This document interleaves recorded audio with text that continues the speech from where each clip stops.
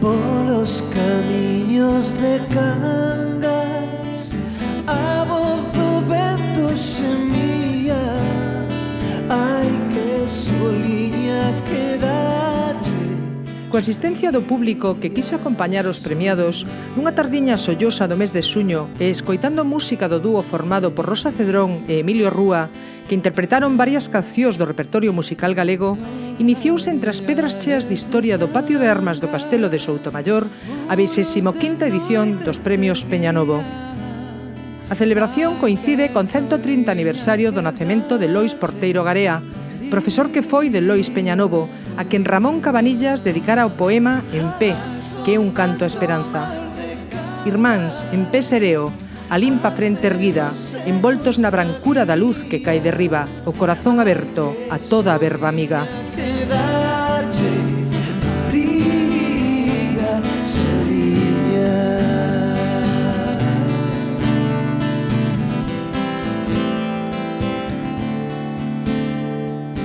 As ondas do mar de Cangas até do seco estraguía. Ai, que soliña que dache.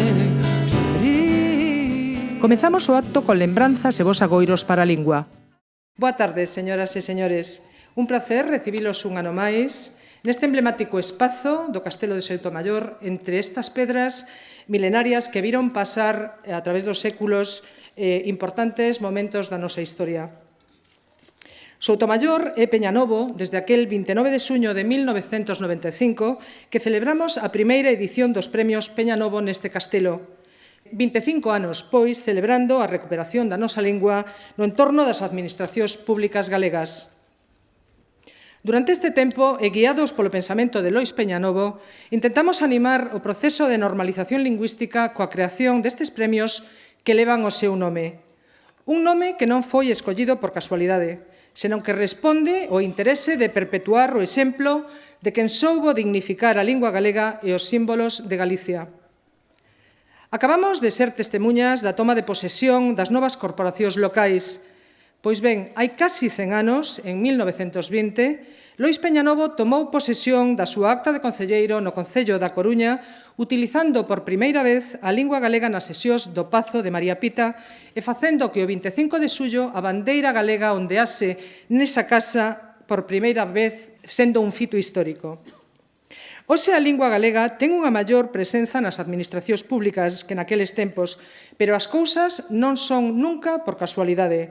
Teñen un porqué, e ese é que antes ca nós hubo persoas que loitaron arreo porque a lingua galega fose recuperada para a vida administrativa, e o noso patrón foi un deles.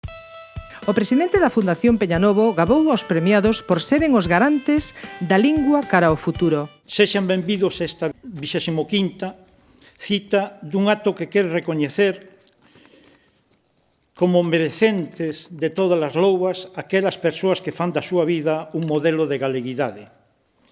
Dona Paz Filgueira, magistrada, don Carlos Salgado, profesor e científico, e don Manuel Bermejo, catedrático emérito de Física, son referentes sociais que exercen o seu magisterio profesional creando ágoras de galeguismo para que a cidadanía asuma a defensa da nosa identidade con todas as da lei. Todos son parte da élite do país que decidiu prestixiar un idioma que outros non consideran, como dixen, apto para mesteres tan cualificados. E fano con total naturalidade que conseguen o milagre da restitución desa dignidade lingüística sen agardar a que as institucións públicas fagan ou deixen de facer política lingüística. Dona Beatriz Corral Sánchez, asesora lingüística na Secretaría Xeral de Política Lingüística, deu lectura á acta do xurado. Logo de deliberaren sobre as propostas presentadas, acordan concederlles os premios desta edición a don Manuel Bermejo Patiño, profesor emérito da Universidade de Santiago de Compostela, pola coherencia na utilización da lingua galega durante toda a súa vida académica e investigadora. A dona Paz Filgueira Paz, magistrada no Xulgado de Familia número 12 de Vigo, que ingresa na carreira xudicial no 2000, ano desde o que o seu compromiso co país a levou a desenvolver a súa actividade profesional en lingua galega e a exercer un magisterio galeguizador para moitos outros operadores xurídicos, servíndolle de exemplo ao persoal dos xulgados, prestixando coa súa actitude a nosa lingua no ámbito xudicial.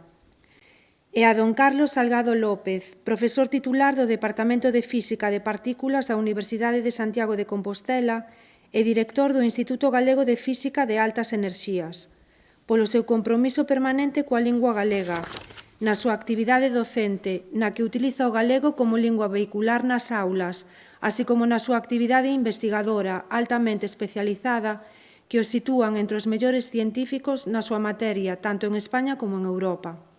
O profesor Manuel González González fixo a louba do profesor Manuel Bermejo Patiño, do que salientou as importantes contribucións á lingua e á ciencia na docencia exercida na Universidade de Santiago de Compostela. Tócame dicir unhas palabras sobre Manuel Bermejo Patiño. Aló, polos anos 70, comeza a súa carreira profesional na Facultade de Ciencias da Universidade de Santiago, a única universidade de Galicia daquela. Un profesor universitario novo que sorprende a todos porque se atreve a explicar a química en galego. Naquela altura era unha rareza que un profesor da universidade utilizase o galego nas aulas, nin nas ciencias, nin nas letras. Manolo xa nunca deixaría de usar o galego nas súas clases. Moitos dos daquela sorprendidos alumnos pola lingua que utilizaba Manolo Bermejo son hoxe firmes puntais do ensino da química en galego en moitos institutos de Galicia. Este novo profesor destaca como un excelente investigador e emprendedor e vai dirixir o Grupo de Investigación Química Bioinorgánica e Supramolecular, grupo recoñecido como de excelencia competitiva que segue aínda moi activo hoxe e que algúns dos seus membros nos acompañan hoxe aquí.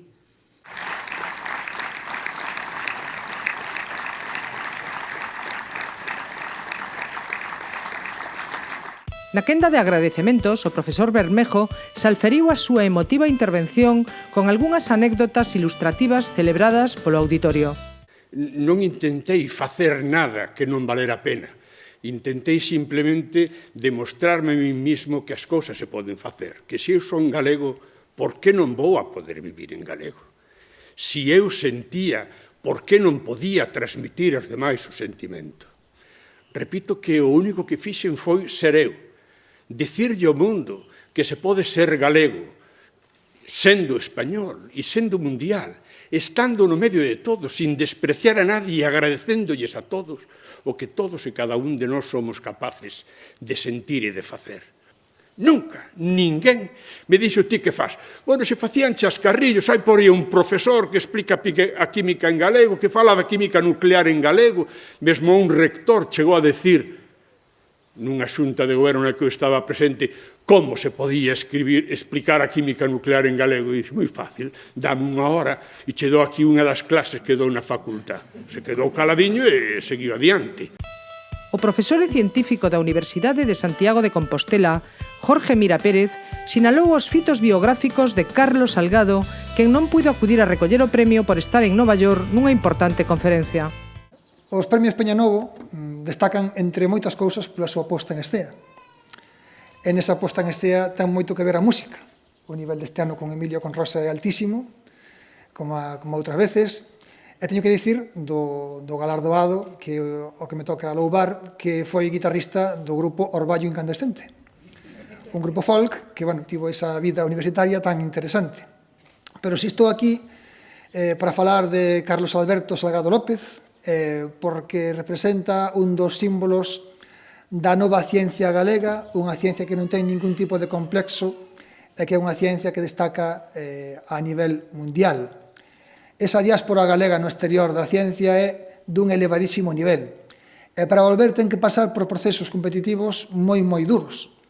O primeiro que tivo que superar Carlos foi o do programa Ramón y Cajal, é un programa de captación de talento no que cada ano hai 20 ocos para toda España para meterse nese grupo de elixidos. Carlos entrou e así puso o pé de volta na Universidade de Santiago.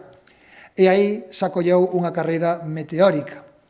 Ao pouco de estar na Universidade de Compostela, presentou a súa candidatura a un dos programas de financiamento máis elitistas de Europa, o programa Starting Grant do Consello Europeo de Investigación, que é un contrato ao que se presentan miles de candidaturas e só uns poucos son os elixidos. Pasan múltiples cribas ante xurados moi exixentes e Carlos foi un dos poucos galegos que conseguiu ese contrato. Iso catapultou aínda máis a súa carreira e fíxose co temón do Instituto Galego de Física de Altas Enerxías, un instituto que é un modelo de prestixio para a ciencia española e galega, porque hai pouco obtivo o selo de calidade Ramiro de Maeztu. De feito, é o único centro de investigación en Galicia que acredita tal condición.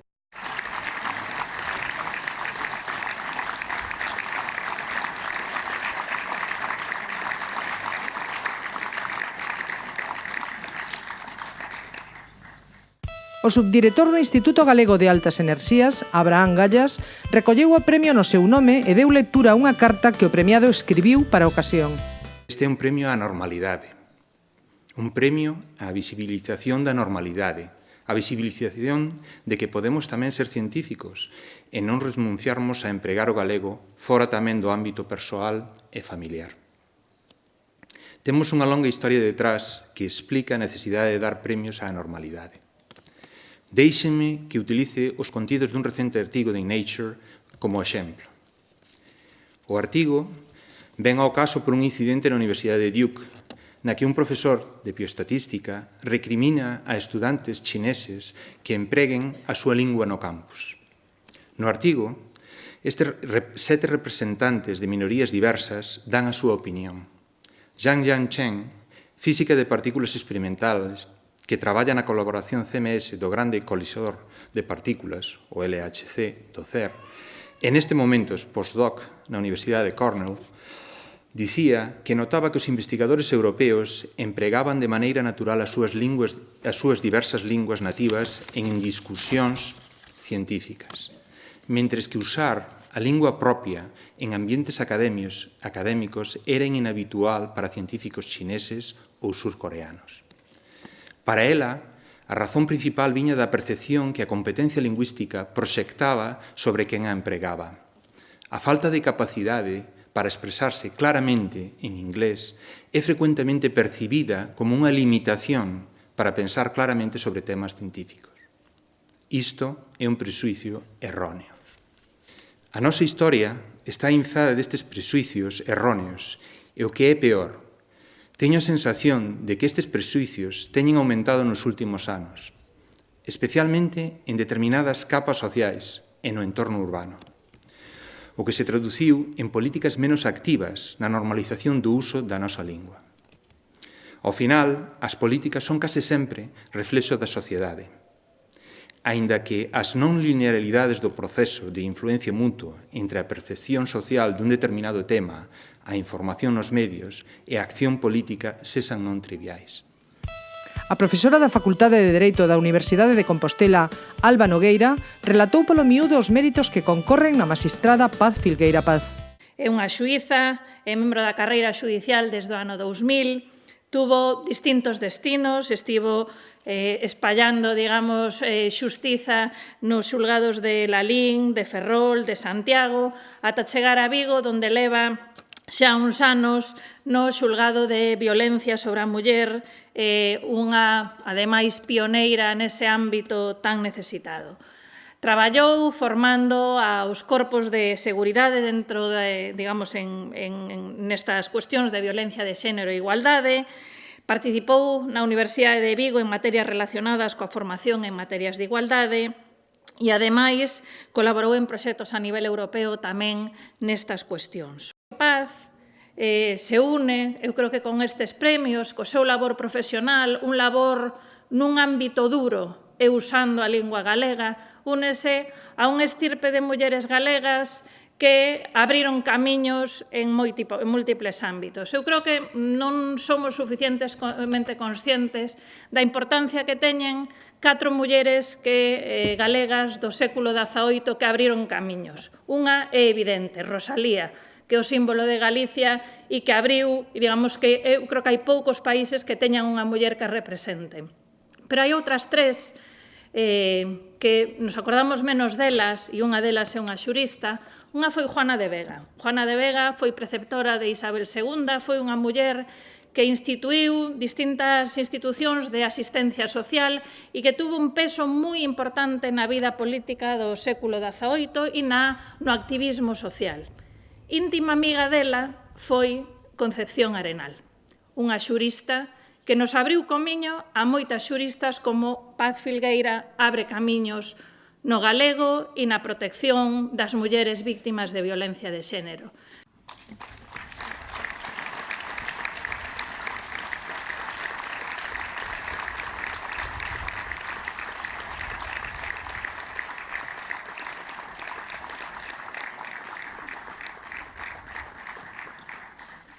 Nunha ben artellada intervención, a magistrada Paz Filgueira fixo referencias á minorización da lingua galega, incardinándoa nos dereitos fundamentais das persoas a se expresaren nunha lingua que é cooficial. A lingua, que bonito. Pois mire, o respecto á diversidade lingüística é un valor esencial.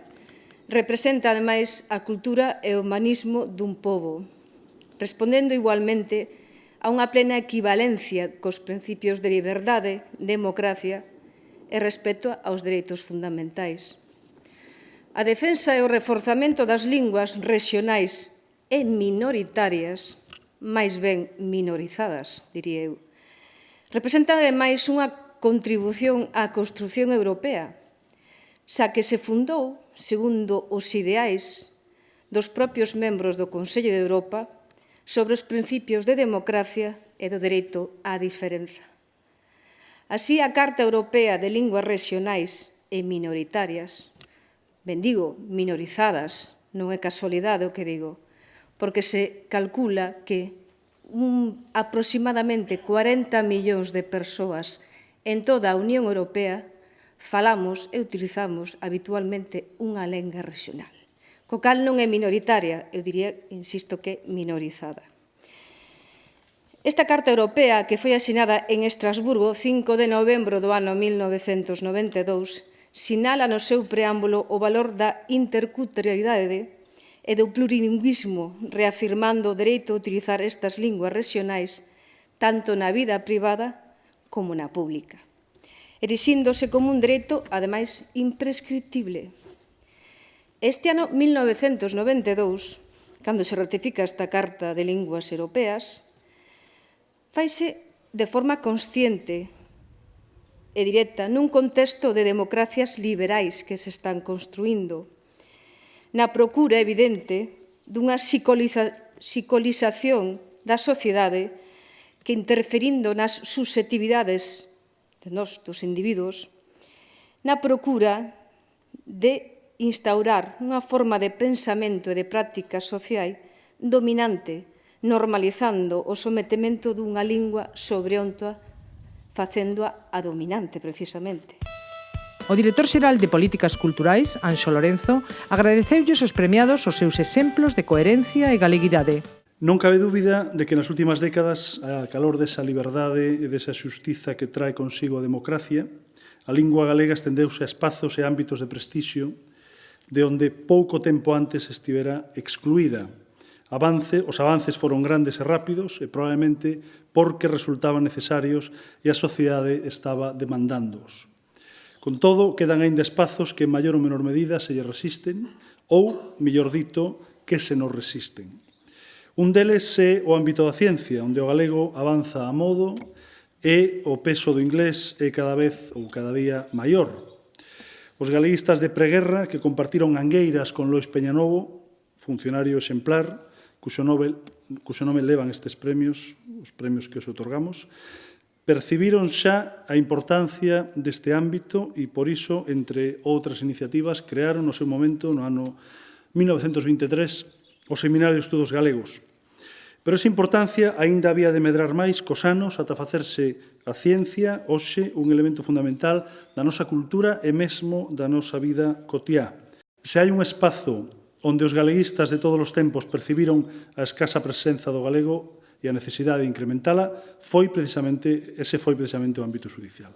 Que o galego sexa a lingua habitual dos xulgados e dos xuizos é algo positivo, non só para a lingua, senón tamén para a xustiza e equidade que a cidadanía busca cando se ve inmersa nun proceso xudicial. A presidenta da Deputación Provincial de Pontevedra, Carmela Silva Rego, pechou o acto agradecendo á Fundación Lois Peñanovo a constancia na súa actividade do que dan fe os 25 anos de existencia, afondando na necesidade da militancia individual para galvanizar a galeguidade na sociedade. Porque sin lingua non hai pensamento. A lingua construe o pensamento. E todos os povos teñen que ter dereito a construir o seu propio pensamento, a súa identidade, a súa autenticidade, porque iso fai que os povos poidan ser libres e poidan recibir o que outras e outros nos deixaron para seguir construindo en progreso. Hoxe, aquí se homenaxea a 3 extraordinarias persoas. E digo, sí, extraordinarias. E digo, excelentes, sí.